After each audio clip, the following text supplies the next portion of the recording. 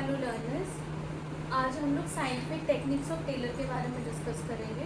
Taylor ने approx 8 scientific techniques दिए हैं and the first one is functional foremanship. आज हम लोग ये डिस्कस करेंगे। सी बेसिकली एक ऑर्गेनाइजेशन में जो सारा काम होता है that has to be divided into 2 departments. First emphasis इनका ये था कि सारे काम को 2 पार्ट में डिवाइड करना है। The first one is planning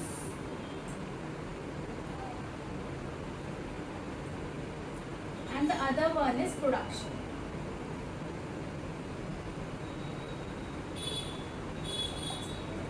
ये दोनों डिपार्टमेंट्स में सारे काम को डिवाइड करना है। क्यों?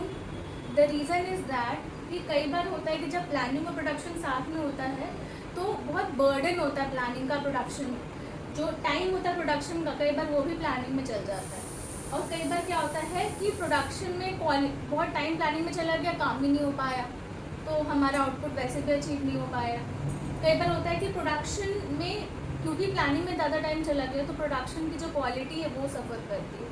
सो ये 2 अलग अलग डिपार्टमेंट्स होंगे सो दैट किसी पे एक दूसरे का बर्डन ना आए। और कुछ एम्फेसिस ये थे कि सबसे पहली चीज़ आप डिपार्टमेंटलाइजेशन करो जिससे स्पेशलाइजेशन आएगा। The next thing is that कि अब कोई एक इंसान हर एक डिपार्टमेंट में नहीं हो सकता। सो फॉर दैट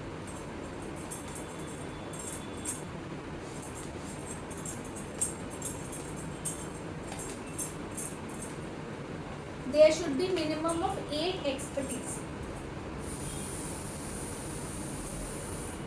8 expertise होने चाहिए जिसमें से 4 होंगे प्रोडक्शन में और 4 होंगे प्लानिंग में। क्योंकि कोई एक इंसान सारा काम नहीं कर सकता है इसलिए दोनों के रोल्स डिवाइडेड है सो दैट दोनों फंक्शन स्मूथली चले। तो अमंग 8 एक्सपर्टीज़ 4 एक्सपर्टीज़ होने चाहिए हमारे प्लानिंग डिपार्टमेंट में। और वो एक्सपर्टीज़ कौन होंगे?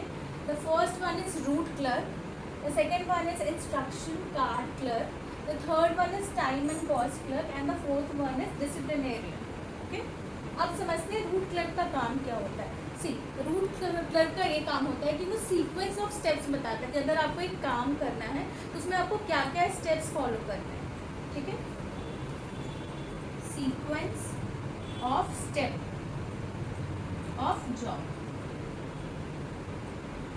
अब फॉर एग्जाम्पल एक क्लोथ मैन्युफैक्चरिंग इंडस्ट्री है, ठीक है, तो वो बताएगी, वो स्पेसिफाई करेगी ना कि कैसे कैसे क्लोथ मैन्युफैक्चर होगा वर्कर्स को। सपोज सबसे पहले क्या होगा, यार्न बनेगा, ठीक है, वीविंग होगी, पहले कपड़ा बनेगा, फिर कपड़ा डाई होगा, colour you will choose the colours, कौन से कलर का कपड़ा होगा, क्या मटेरियल होगा, वीविंग कैसे होगी, सिंगल कॉटन है या कॉटन के साथ पॉलिएस्टर मिक्स है, ये सब चीज़ें डिसाइड होगी कि क्या क्या स्टेप्स फॉलो करनी है एंड देन अकॉर्डिंगली कपड़ा बनेगा, देन मैन्युफैक्चर होगा, which garment it is, ladies wear होगा, जेंट्स वेयर होगा, तो वो सब चीज़ें जो स्टेप्स मॉडिफिकेशन कैसे होगी वो रूट क्लर्क डिफाइन करते हैं।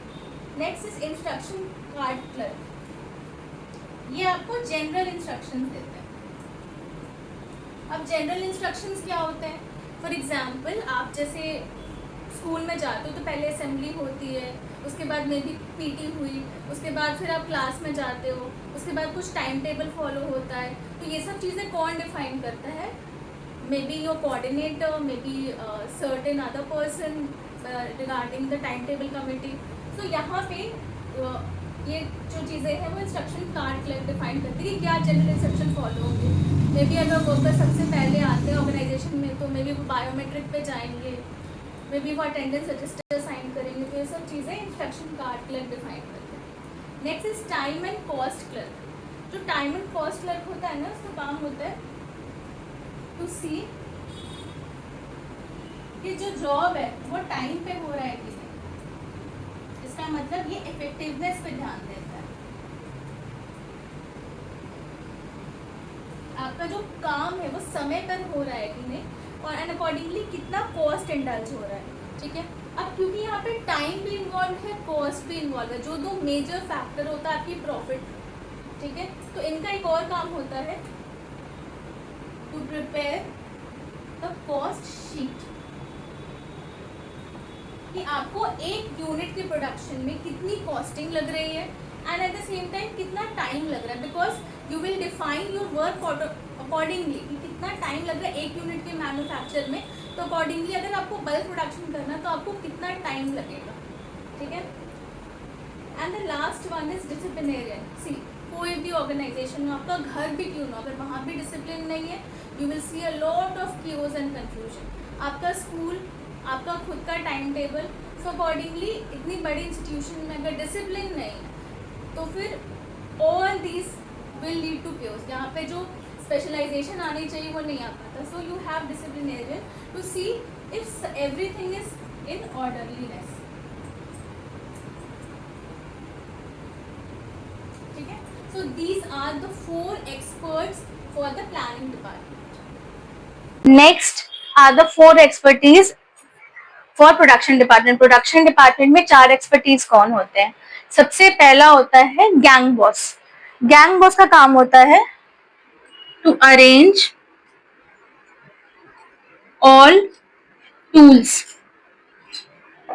Required for production. See, production department में एक्चुअली क्या होता है, जो प्लानिंग डिपार्टमेंट में प्लानिंग की है, प्रोडक्शन में इसी चीज का एग्जीक्यूशन होता है। सी, आपकी प्लानिंग बहुत अच्छी है लेकिन आप एक्शंस में उसे नहीं ला पा रहे, उसे पेपर वर्क काफी है एंड एग्जीक्यूट नहीं हो पा रहा है, इट्स ऑफ नो यूज। तो जितना इंपॉर्टेंस प्लानिंग का है, सिमिलरली उतना ही इंपॉर्टेंस प्रोडक्शन का भी। क्यों? क्योंकि आपकी प्लान एग्जीक्यूट यहाँ पे हो रही है। ओके, तो first one is gang boss. Gang boss का जो रोल होता है वो arrangement of all the tools machinery होता है। क्यों? क्योंकि कोई डिले ना हो काम में, ठीक है। अगर आपको पता है कि आपको क्या आपके टूल्स कहाँ पे है, आपको कैसे काम करना है, आप तुरंत अपना काम स्टार्ट कर दोगे। Okay, next is speed boss. अब स्पीड बॉस का काम क्या होता है कि देखना कि काम की स्पीड क्या चल रही है एंड वेदर मैन्युफैक्चरिंग उस स्पीड के हिसाब से हो रही है या नहीं हो रही है। Check time and speed.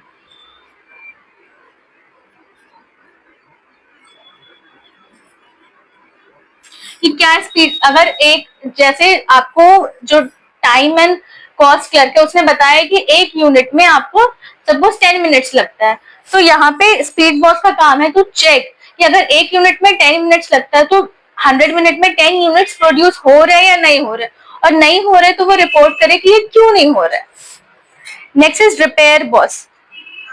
इसका पर्पस होता है टू मेंटेन